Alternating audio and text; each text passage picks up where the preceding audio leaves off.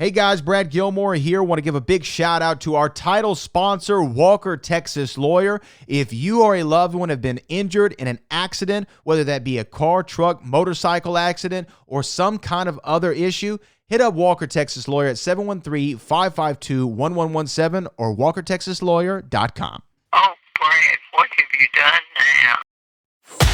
Broadcasting live from Houston, Texas, and around the world.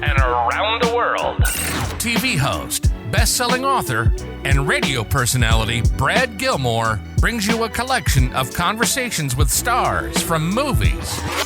Matthew McConaughey. Brad Gilmore. Mark Wahlberg. Hey, how are you? The legendary Mr. Christopher Lloyd. Christopher, how are we doing? I'm doing good. Great introduction.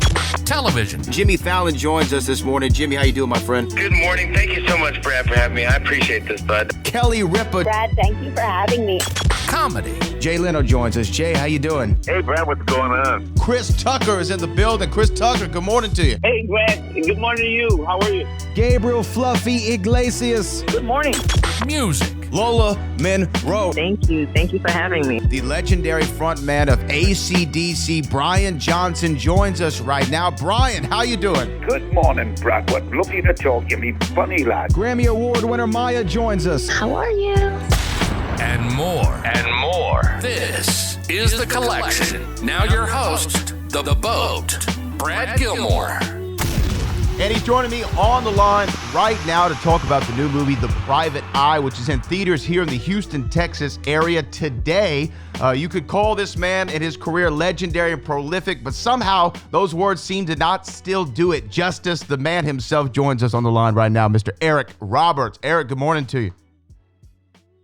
That was so nice. Good morning to you. Well, you know, I mean it. It's all true. I mean, what a prolific career that you've had, and you continue to give us great films like the Private Eye. I got to watch it last night.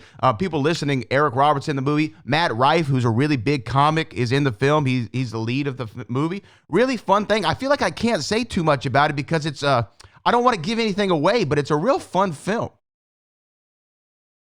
Well, very quickly, it's about a private eye that gets hired by a girl to survey another man who the private eye thinks is probably her boyfriend, but it's not her boyfriend. But as he surveys this guy, he falls in love with her, and then the trouble really starts. And that's, to me, that's enough for people to hear, to go in on this movie. Again, there's great twists, there's great fun, there's great humor, and you're great in it. Now, you have an interesting role. Again, I don't want to give too much away, but you're in the movie, but you also narrate a large part of the film. I wanted to ask you about the narration. Does that, I don't know, when you're doing that and you know a camera's not on you, just your voice is heard, does that alter your performance at all, being a narrator? Oh no, it frees it when it's just your voice. You can be anything in the world, and it's much easier. I would imagine it's a little bit freeing. You don't have to worry about, where's my coverage, where's the angle, where's the light coming from. I'm just in the booth, kind of dropping into the character. Is that something that you enjoyed doing? And you don't have to shave. I love it. Are you kidding? Talk about Matt Rife, who's just, massive on the internet. Social media blew up, TikTok, the whole nine, and now he's having this great career for himself in leading this film. Kind of what was your read on him? Well, Matt Rife and I knew each other way before the movie. In fact, my wife and I discovered Matt kind of on her own, and we put him in a Brett Young video with Keaton Simons called Not Yet, great song, Not Yet. And we put him in one of my Stop by My Doctor movies, and we were proponents of Matt Rife. And then suddenly he blew up on the internet as a comic, and he became a star. But we knew him first. We saw it first, so we discovered him first, and we saw the great talent in him first. So we're very proud of that. And we're also proud that everybody else sees it too now, because he deserves it. He's a brilliant young guy. Yeah, he seems to just be a hard worker and a grinder. And this movie, again, this is called The Private Eye. It's in theaters here in the Houston, Texas area today. I encourage everyone to go out and see it because it's going to be a fun date night for anyone out there trying to find something to do. Now, when you talk about this film, though, itself, The Private Eye, kind of what draws you to a project like this? Because to me, you can play so many different kind of roles, and you have over your illustrious career. What draws you to something like The Private Eye? Well, this particular project, what drew me were the people and how young and happy and energetic and fun they were to work with. They said, "Come on, Eric, join us." I said, "Why not? Let's go." It was that kind of thing, and it was really just fun. And of course, Matt and I love each other. We're very close, and he's also close to my wife, and so it was kind of a family affair.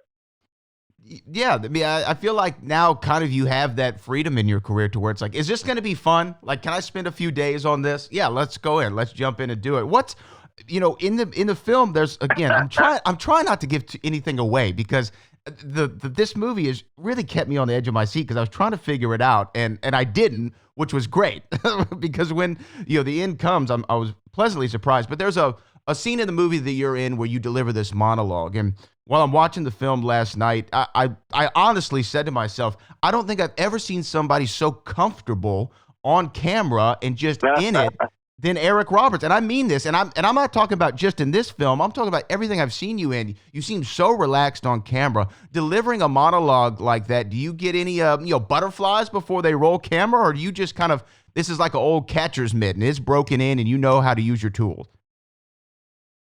You are so kind. What I do is this.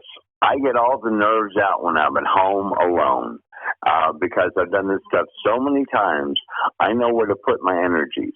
So I get all the nerves out when I'm at home going, oh, God, what if I did this wrong? What if I did that wrong, blah, blah, blah. But I get all that out at my desk.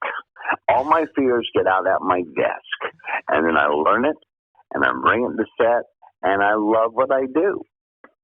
It makes it easier when you have a genuine passion for it. But to me, like, I don't know, like, is that something that you have to, when it's a long passage like that, do you break it down in chunks? Do you just read it till it's committed to memory, and then you find the way that you're going to approach it with your line delivery and inflection, or kind of what's the process, if you don't mind my protruding?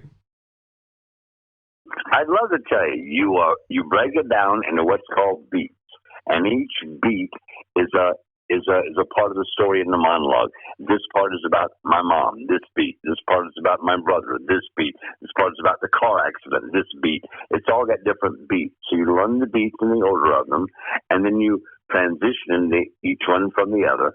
If you have to get loud into one, get quiet into another, get very silly into one, whatever it is.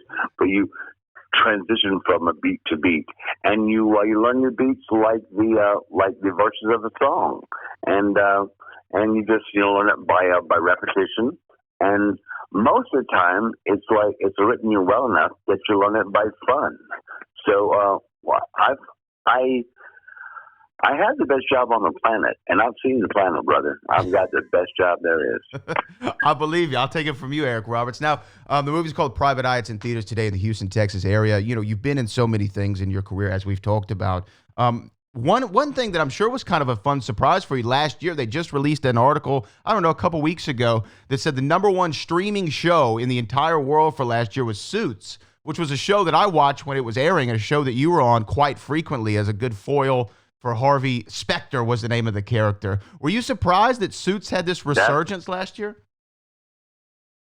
I'm surprised because we already aired it for its first run, and it was kind of a semi-hit. But then in the second airing, it became a huge hit, and we didn't really expect that. We're all pleasantly surprised, and it was such a hard show to do because we all talk in monologues. It was such a hard show to do that we're all very proud of it, and we're all very proud of each other, and we all liked each other on the show. We all had a really good time with each other. Yeah, it's incredible that it had this second run. My stepson, Keaton Simons, does the music for that show. Even better. It's a family affair as always. Now, I know you're a busy man. You got a lot going on. Again, the movie's The Private Eye. It's going to be in theaters today in the Houston, Texas area, several other markets. So check your local theaters for showtimes. But let me ask you this: what's the one film or one project that you've been a part of that people constantly bring up to you, whether you're out at a restaurant or on the street or doing an interview like this? What's the one movie or show that people always go back to when they bring up Eric Robert? It's either a very old film, very famous film, very current film. It's either King of the Gypsies, Dark Knight, Runaway Train, or Best of the Best. Those are the ones that go to. For me, when I think about Sal Maroni in The Dark Knight, I mean, what that movie is just incredible in general. But did you have a good time making that? Because I had a lot of interesting stories come out of the making of that film with Chris Nolan. Did you enjoy that one? It was a dream come true. A quick story. We're supposed to shoot all the Chicago stuff in Chicago, which we did, and then all the Gotham City stuff at Pinewood Studios in London. Okay, we've all been in Pinewood, great. But we get there, no, it's not Pinewood Studios. It was a secret. The Zeppelin hangar, they closed down in 1919. They reopened and they put all Gotham City in this hangar, and it's 30 miles north of London, and it was just a pleasure going to work every day. It was like going to a candy factory. It was so much fun, dude. Well, that seems to be what keeps coming back in your answers. Fun. That's what you look for. Fun. Eric Roberts, you were fun in The Private Eye. The Private Eye is a fun movie, and I have fun talking to you. It's been a real pleasure to get to speak to you this morning, and I hope we can do it again sometime. So do I, and thank you. Thank you, Eric Roberts, everyone. Thank you so much. Peace out.